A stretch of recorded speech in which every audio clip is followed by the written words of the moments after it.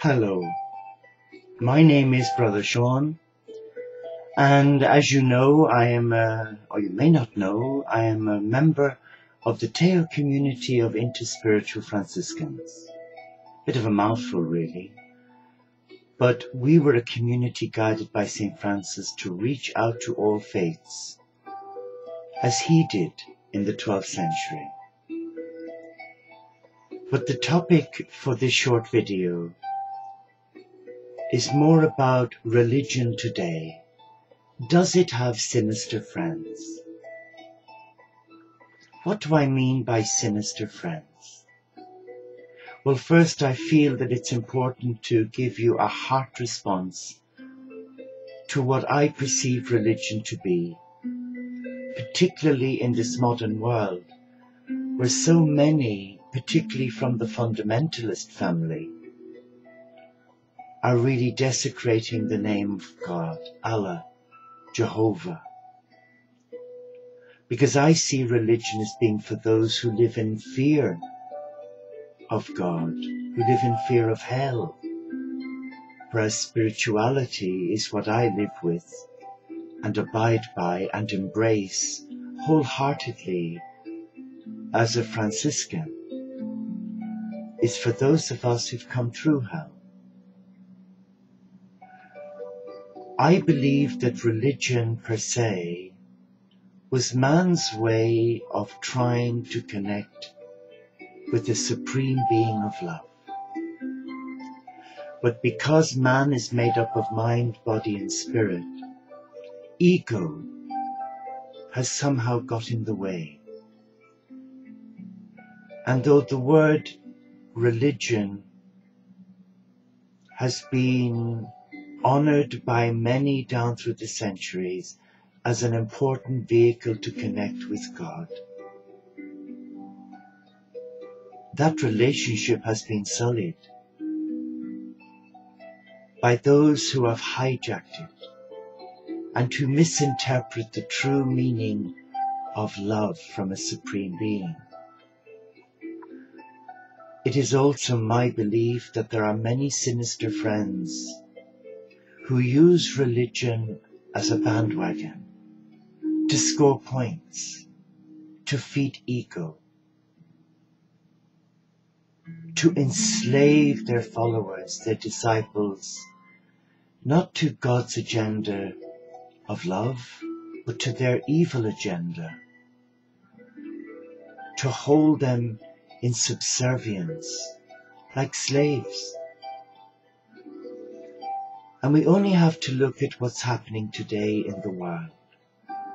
For example, in Syria, here we have two groups of Muslim, the Shiite and the Sunni,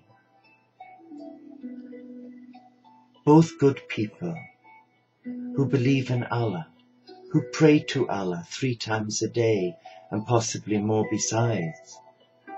But look what's happening. The violence, man's inhumanity to man. And it's being done in the name of Allah. And yet, our Muslim brothers and sisters around the world, there doesn't seem to be any vocalized contempt for what is going on. There's like a sleeping silence, where many are probably afraid to give vent to their feelings of disquiet. So who are these sinister friends that use religion to score points and alienate souls from a loving God? Well, I believe that they are like wolves in sheep's clothing. We've had several living here in the UK who profess to love God, to love Allah, to love Jehovah. But in their hearts, there has been another language speaking to them, and it has not been the language of forgiveness or compassion, tolerance, love, empathy. Their heart, I believe, has been closed to love. And what tool they use is their ego to feed that insatiable thirst for power, for control. We see it in parts of the world where young girls are circumcised because it's their tribal custom and religious practice, where their lives are ruined. We see it in the Christian church, where many say one thing and do the opposite, where many intellectuals who run the church are more focused on dogma, a dogma that goes back thousands of years, that is not about liberating the soul to embrace God, but about shackling the soul with a contempt for daring to be different. There is nothing from my own personal perspective in the Bible which says that those who've been created in the image and likeness of God, who have chosen a different lifestyle, should be castigated from the church. There is nothing from Jesus to say that the woman whose husband has become unfaithful, that she should bear the brunt and be denied the Eucharist. That is not a teaching from God. That is man's interpretation. And here you have innocent lives being totally destroyed and publicly humiliated in front of friends and parishioners. And I know that I've got friends who have been alienated from their church because of their lifestyle choice, considered to be evil, and those whose partners have become unfaithful to them. The innocent party, instead of getting the comfort and spiritual solace from their spiritual family, have become alienated. Surely that is a sinister friend of religion.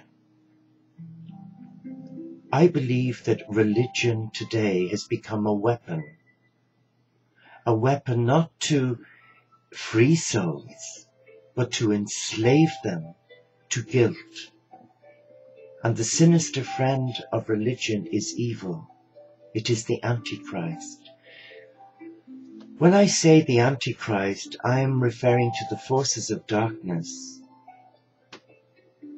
who are more bothered about enslaving God's children to a life of misery,